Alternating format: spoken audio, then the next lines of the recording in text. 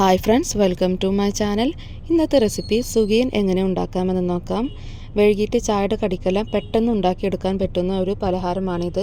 നല്ല സോഫ്റ്റും ക്രിസ്പിയുമായി സുഗിയൻ എങ്ങനെ ഉണ്ടാക്കാമെന്ന് നോക്കാം. അതിനായി 1 കപ്പ് ചെറുപയറാണ് എടുത്തിട്ടുള്ളത്. അത് നന്നായി കഴുകിയതിന് ശേഷം കുക്കറിലേക്ക് ഇട്ട് കൊടുക്കാം. 1 കപ്പ് ചെറുപയറിന് 1.5 കപ്പ് വെള്ളമാണ് ചേർത്ത് കൊടുത്തിട്ടുള്ളത്. ഇനി 1/4 ടീസ്പൂൺ ഉപ്പും കൂടി ചേർത്ത് കൊടുക്കാം. എന്നിട്ട് നന്നായി മിക്സ് ചെയ്ത് കൊടുക്കാം. 1 കപ്പ് ചെറുപയറിന് 1.5 കപ്പ് വെള്ളം കറക്റ്റ് പാകമാണ്. വെള്ളം കൂടുതൽ വെച്ചാൽ പിന്നെ അത് വറ്റിക്കാൻ നിൽക്കണം. അപ്പോൾ 1.5 കപ്പ് തന്നെ കറക്റ്റിന് വെച്ചാൽ മതി. ഇനി ഇത് അടച്ചു വെച്ച് മീഡിയം ഫ്ലെയിമിൽ വെച്ച് 4 വിസിൽ വരുന്നത് വരെ വെയിറ്റ് ചെയ്യാം. 4 വിസിൽ അടിച്ചതിന് ശേഷം കുക്കർ അപ്പോൾ തന്നെ തുറക്കരുത്. ഒരു 15 മിനിറ്റ് അങ്ങനെ തന്നെ വെക്കണം. ഇപ്പോൾ ചെറുപയറെല്ലാം കറക്റ്റ് വേവായിട്ടുണ്ട്. ഇങ്ങനെ ഇരിക്കണം ചെറുപയറിൻ്റെ ഒരു വേവ്. ഇനി ഇതിലേക്ക് ചേർക്കേണ്ടത് ശർക്കരയാണ്. ഒരു 2 വലിയ അച്ച് ശർക്കര 1 ടേബിൾ സ്പൂൺ വെള്ളം ഒഴിച്ച് ഉരുക്കിയെടുത്തതാണിത്. ഇനി ഇതിലേക്ക് കണക്ക് കറക്റ്റ് നോക്കിയിട്ട് വേണം ഒഴിക്കാൻ.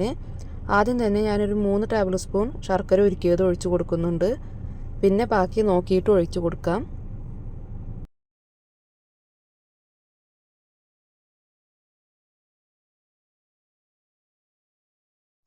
ഇനി ഇതിലേക്ക് വേണ്ടത് തേങ്ങയാണ്. ഞാനിവിടെ 2 കൈപ്പിടി നിറച്ചും തേങ്ങ ഇട്ട് കൊടുക്കുന്നുണ്ട്. തേങ്ങ കൂടുതൽ ഇട്ടെന്ന് വെച്ച് കുഴപ്പമൊന്നുമില്ല. തേങ്ങ ഇട്ടാൽ അത്രയും ടേസ്റ്റാണ്. ഇനി ഇതിലേക്ക് ആവശ്യമായിട്ടുള്ളത് ഏലക്കപ്പൊടിയാണ്. 1/4 ടേബിൾ സ്പൂൺ ഏലക്കപ്പൊടി ചേർത്ത് കൊടുത്ത് ഇനി ചെറിയ ജീരകമാണ് ചേർത്തത്. ജീരകം പൊടിച്ചിട്ടും ചേർക്കാം, ജീരകം അങ്ങനെ തന്നെ ചേർത്ത് കൊടുക്കാം.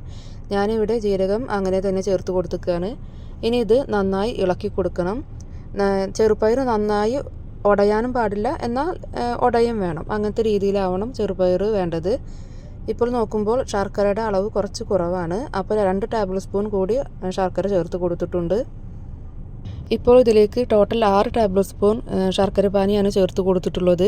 മധുരം കൂടുതൽ വേണ്ടവർക്ക് ശർക്കര പാനിയുടെ അളവ് കുറച്ച് കൂട്ടിയാൽ മതി. ഈ ഒരു പരുവത്തിലായിരിക്കണം ചെറുപയർ വേണ്ടത്. നന്നായി ഉടയാനും പാടില്ല, എന്നാൽ ഉടയ്ക്കാൻ വേണം. അങ്ങനത്തെ രീതിയിലാവണം. ഇനി ഒരു പാത്രത്തിലേക്ക് 1 കപ്പ് മൈദ ഇട്ട് കൊടുത്തിട്ടുണ്ട്. അതിലേക്ക് 1/2 കപ്പ് അരിപ്പൊടി, വറുത്ത അരിപ്പൊടി ചേർത്ത് കൊടുത്തിട്ടുണ്ട്. ഇനി ഇതിലേക്ക് 1/4 ടീസ്പൂൺ മഞ്ഞൾപ്പൊടി ചേർത്ത് നന്നായി മിക്സ് ചെയ്തെടുക്കാം.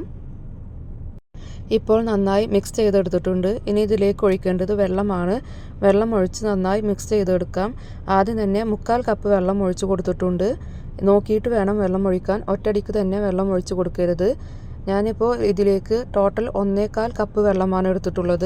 കുറേശ്ശെ ആയിട്ട് വെള്ളം ചേർത്ത് കൊടുക്കാം. കട്ടയൊന്നും ഇല്ലാണ്ട് നന്നായി മിക്സ് ചെയ്തെടുക്കാം. പിന്നെ ഇത് മൈദയിൽ മാത്രം വേണമെങ്കിൽ ഉണ്ടാക്കാം. അപ്പോൾ പുറമേ ക്രിസ്പി ആകില്ല. അരിപ്പൊടി ചേർത്താൽ പുറമേ നന്നായി ക്രിസ്പി ആയിട്ടിരിക്കും. അതിന് വേണ്ടിയിട്ടാണ് അരിപ്പൊടി ചേർത്തിട്ടുള്ളത്. മൈദയിൽ മാത്രമാണെങ്കിൽ 1.5 കപ്പ് മൈദയാക്കി എടുത്താൽ മതി. ഇതിപ്പോൾ നന്നായി മിക്സ് ചെയ്തെടുത്തിട്ടുണ്ട്. കട്ടയൊന്നും തീരെ ഇല്ലാണ്ട് മിക്സ് ചെയ്തെടുക്കാം. നോക്കുമ്പോൾ ഒരു ടേബിൾ സ്പൂണും കൂടി വെള്ളം ഒഴിച്ച് കൊടുത്തിട്ടുണ്ട്. നന്നായി മിക്സ് ചെയ്ത് കൊടുക്കാം. മാവ് നന്നായി ലൂസാവാനും പാടില്ല, എന്നാൽ നന്നായി തിക്കാവാനും പാടില്ല. അങ്ങനെ ആയിരിക്കണം മാവിൻ്റെ ഒരു പരുവം. കണ്ടില്ലേ, ഈ ഒരു പരുവമായിരിക്കണം. സ്പൂണിൽ നിന്ന് മാവ് നന്നായി വരികയും വേണം, എന്നാൽ പകുതി മാവ് സ്പൂണിൽ തന്നെ ഇരിക്കുകയും വേണം. അങ്ങനത്തെ ഒരു പരുവത്തിലായിരിക്കണം മാവ്. ഇപ്പോൾ ഇനി ഈ ചെറുപയർ ഉണ്ടയാക്കി എടുക്കാം. ഇനി ഇത് ഓരോ ഉരുളകളാക്കി എടുക്കാം. ചെറുപയർ നന്നായി ചൂടാറാൻ വെയിറ്റ് ചെയ്യരുത്. ഒരു കയ്യിലേക്ക് പിടിക്കുമ്പോൾ പാകത്തിനുള്ള ചൂടാകുമ്പോൾ നമുക്കിങ്ങനെ ഓരോ ഉരുളകളാക്കി എടുക്കാം. പിന്നെ ഉരുളയാക്കി ഇരുന്നാൽ കുറച്ച് ഒരു ഉറപ്പാകും. ഇപ്പോൾ ഞാൻ എല്ലാതും ഉരുളകളാക്കി എടുത്തിട്ടുണ്ട്. ഇനി ഓരോന്നും മാവിലേക്ക് ഇട്ട് പൊരിച്ചെടുക്കാം. ഇനി ഓരോ ഉരുളകളും മാവിലേക്ക് ഇട്ട് നന്നായി ഡിപ്പ് ചെയ്തെടുക്കാം. എല്ലാ ഭാഗത്തേക്കും എത്തുന്ന രീതിയിലായിരിക്കണം മുക്കിയെടുക്കാൻ. എണ്ണ നന്നായി ചൂടായി വന്നിട്ടുണ്ട്. ഇനി ഇത് ഓരോന്നും ഇട്ടിട്ട് പൊരിച്ചെടുക്കാം. തീൻ്റെ അളവ് ഒരിക്കലും കൂടരുത്. മീഡിയം ഫ്ലെയിമിൽ വെച്ച് തന്നെ പൊരിച്ചെടുക്കണം. 2 മിനിറ്റിന് ശേഷം ഇതൊന്ന് മറിച്ചിട്ട് കൊടുക്കാം. തിരിച്ചും മറിച്ചും ഇട്ട് ഒരു ബ്രൗൺ കളറായി വരുമ്പോൾ കോരി മാറ്റാം. ഇതൊരിക്കലും ഇട്ട പാട് മറിച്ചിടരുത്. ഒരു 2 മിനിറ്റൊക്കെ ആയതിനു ശേഷം മറിച്ചിട്ട് കൊടുക്കാം. പെട്ടെന്ന് ആയി കിട്ടും. കാരണം ഉള്ളിലത്തെ എല്ലാം വേവിച്ച സംഭവങ്ങളാണ്, പുറത്തെ മാവ് മാത്രം വേവാനുള്ളൂ. ഇപ്പോൾ അത് ഈ പരുവത്തിലായാൽ കോരി മാറ്റാം. ഇങ്ങനെ എല്ലാ സുഖിയനും പൊരിച്ചെടുക്കാം.